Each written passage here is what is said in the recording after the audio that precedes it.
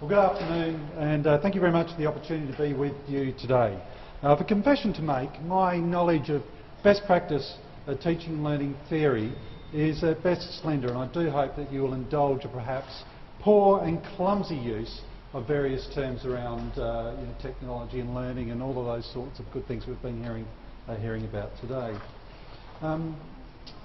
What I do hope, though, is that you'll actually get through this presentation a real excitement about this technology and how that we're about to demonstrate and how it can be applied to learning in a practical sense. The biggest area that we've seen the take-up of this technology has been in the resources sector, where plant and mine sites are very complex systems and where mistakes can be at best expensive and at worst fatal. We believe there are applications in loads of other sectors as well, and I hope that you'll be excited about this technology but be able to find ways that we could apply this technology into areas that we've not even considered. Because technology without subject matter expertise doesn't really help us. And I hope you may be gracious enough to share with us that with us today. Before I go any further, could everybody just stand up for a moment, please?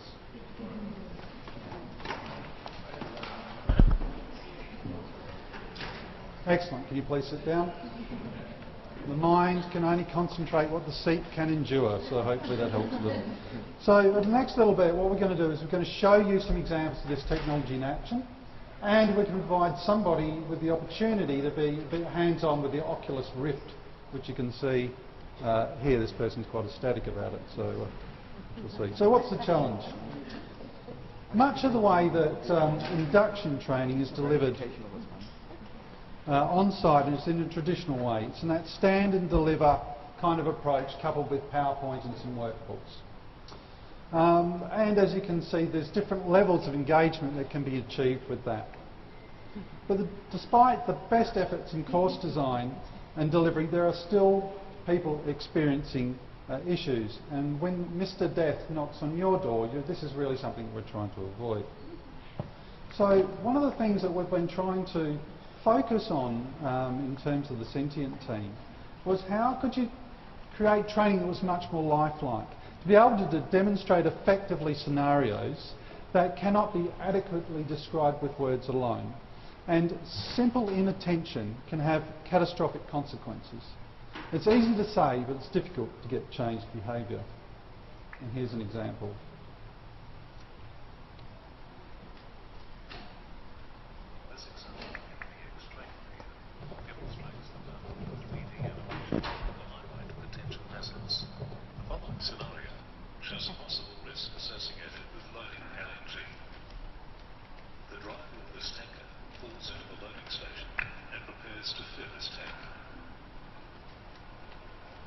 Once he has attached the fill line for loading, he is distracted when another worker calls him over to talk. Standing at the end of the vehicle, neither of the workers is able to see where the fill line functions, and LNG begins to spill out onto the ground.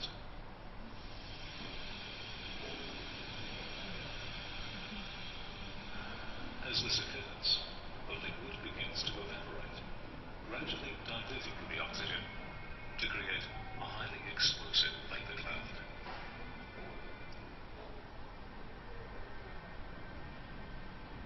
Unable to control the spreading, it doesn't take long for the cloud to reach a vehicle that has just pulled into the loading station. A spark from the vehicle ignites the vapors and causes a significant explosion.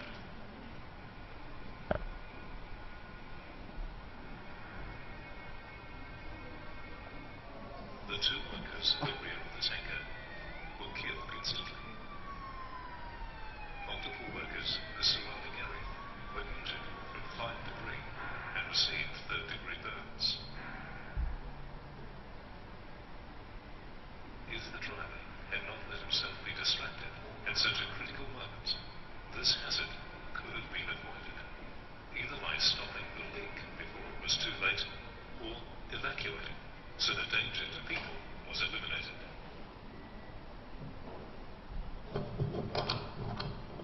So we can see that there's a little more impact there than what you would experience in a sort of stand and deliver PowerPoint. You've got to pay attention while you're refueling. Okay?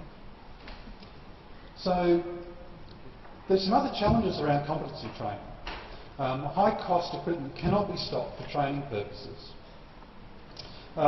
There are risks to people through accidents, which is obvious. Shutting down equipment or making an entire area only available for training is extraordinarily costly, in many cases not possible. New staff might damage existing equipment, leading to significant downtime.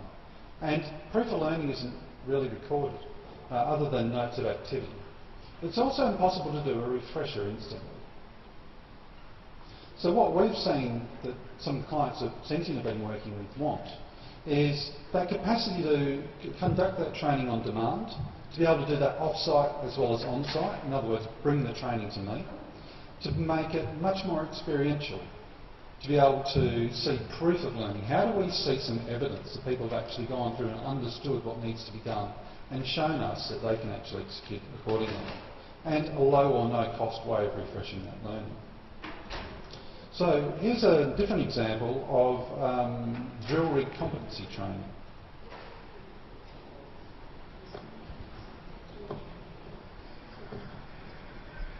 So in this example, what we've got is a scenario where a user is set a series of tasks, and they have to do those, and they've tried to make this environment as much like the scenario as possible. So I'm going to put the microphone to the computer in a minute. You'll hear this background noise, this music and so on, which is exactly like what we've experienced today. We've experienced distractions of people walking through and noise and money thrown from the ceiling and all sorts of good things as well.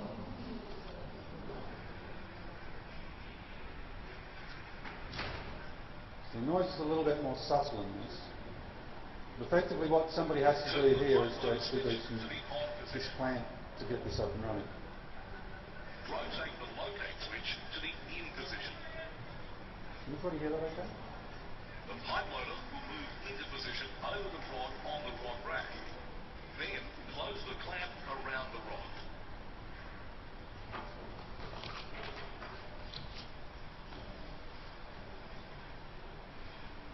Turn the locate switch to the out position to bring the pipe loader with rod to its starting position. By shifting the swing knob to in, the pipe loader will move the rod into the vertical position.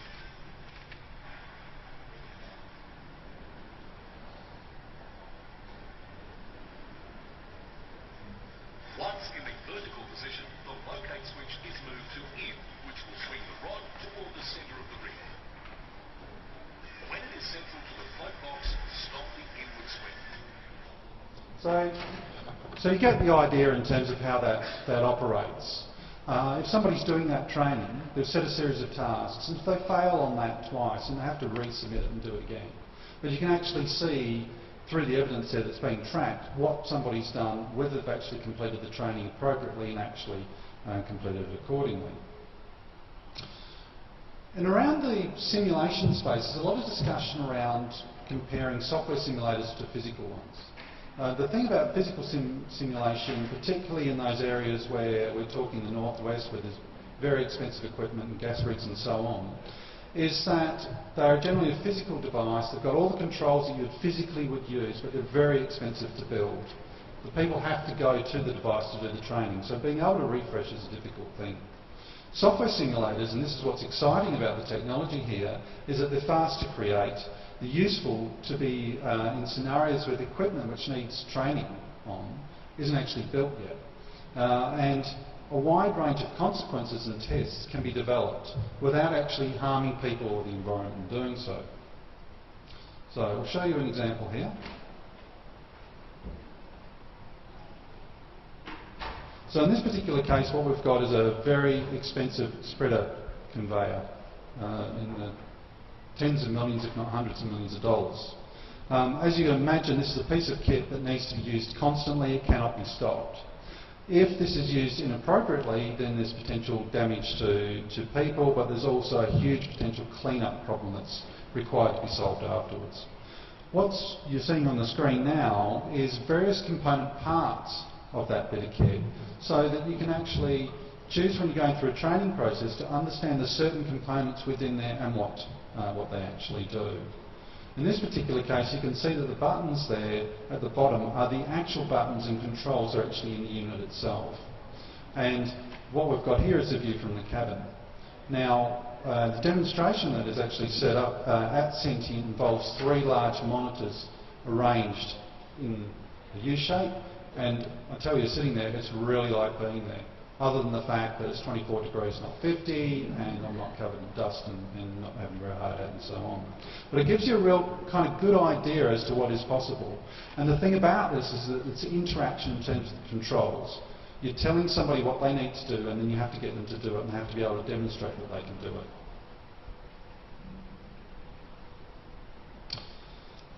So something a bit different is an example I'm about to show here.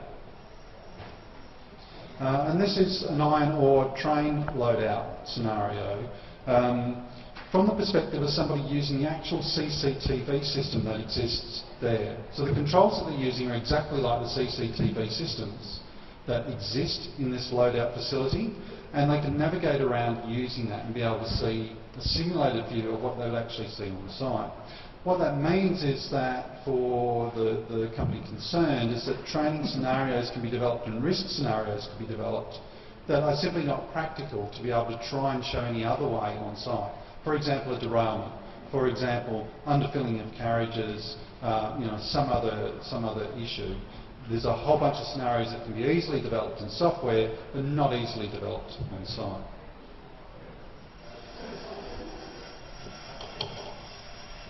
Everybody hear that okay?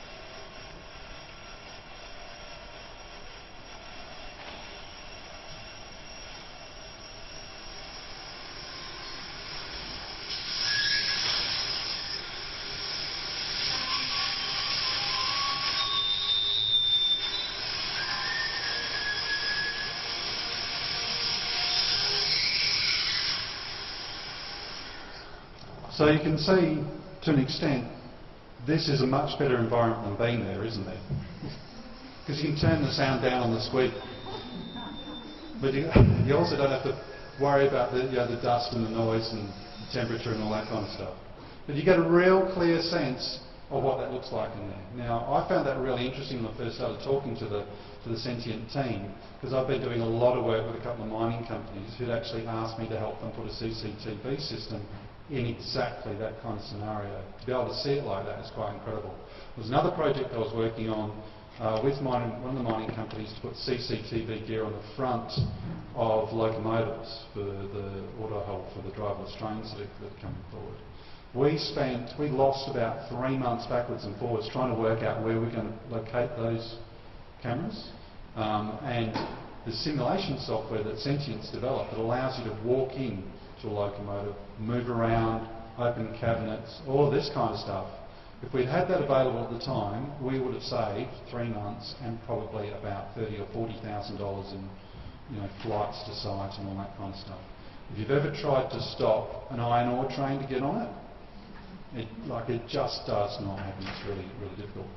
So what also I think is really exciting about this technology is the costs to develop have significantly collapsed or become much more effective. And part of that is the tool set that the MVX product set that Sentient has enables to bring in live data into the application. So the steps are pretty much as follows. Starting off with training outcomes and any existing learning materials, any 3D models. Frequently with these types of environments, there's an existing 3D model that can be leveraged. If there's no accurate models, then a site visit is undertaken to take photos and videos and use for reference. A storyboard is then set up with the flow and the scenes. images are rendered. Did you notice how the images in that were made to really look like they're on site? You know, dusty, noisy, as much as possible to make the experience very, very much like that. And costs start from sort of as little as 15 grand to as far as you want to get to. Really. Where's the future? Well, as far as I can tell, as far as I can see, my thinking around this is that the future is very much going to be a combination of these immersive kind of environments coupled with real-time data. So you could take a live plant scenario and then bring in CCTV footage at certain locations. You can bring in live data feeds. So if you're running a plant or something like that, you can actually have a visual image that's showing the plant running, and that there's actually fluid flowing through the plant or what have you. And to use that as a much more intuitive way of actually understanding what's going on. In process control systems, there are still so many scenarios where somebody in a plant is on a walkie-talkie to somebody else to say, it's supposed to be on, is it? It seems bizarre to me. This is clearly the logical place for all this to go. So just to bring this to a close, what I'd now like to do is pass across to Paul, who's going to hook us up and set somebody up on the Oculus Rift. Do we have a volunteer? Or nominate Jeremy? Cool, thank you. And then finally, just our team here today is Paul and Mandy Chapman at the back, who's the marketing manager for Sentient. We're really interested in hearing from you your thoughts about how this could be taken to other industries. We think it's quite exciting technology. So thank you very much.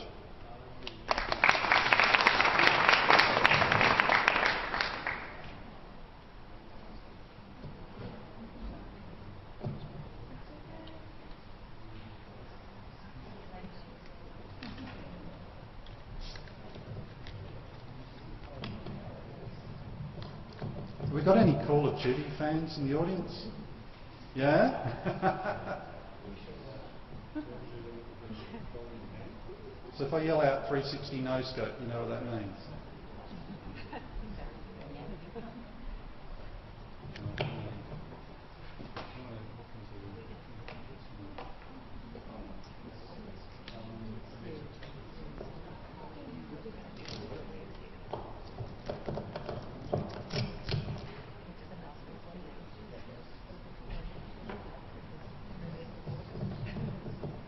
So what we're about to show here, we can get this up and running.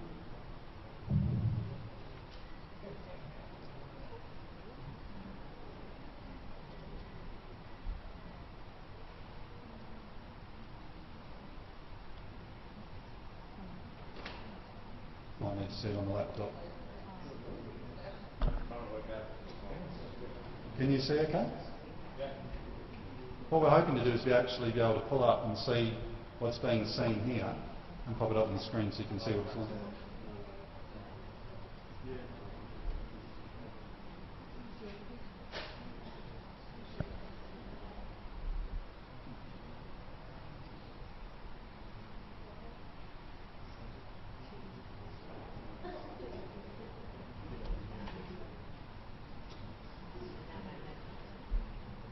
If anybody would like to come and have a quick look up here, it's probably going to be easiest. But what you'll be able to see is navigating around a plant using an Xbox controller, and then able to do simply turn your head, move your head up and down and move around and look around.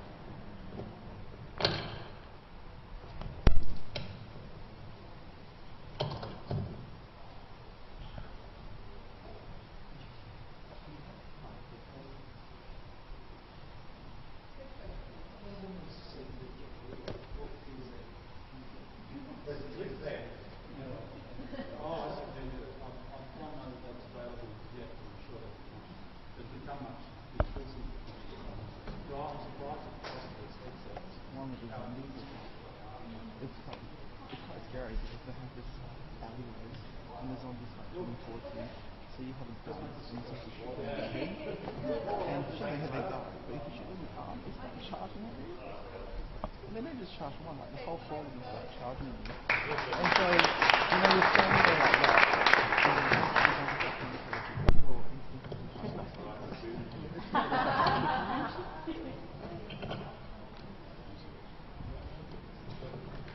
apparently the thing about the Oculus Rift is it does make some people really sick, so I'm quite interested to try it. I haven't tried it yet.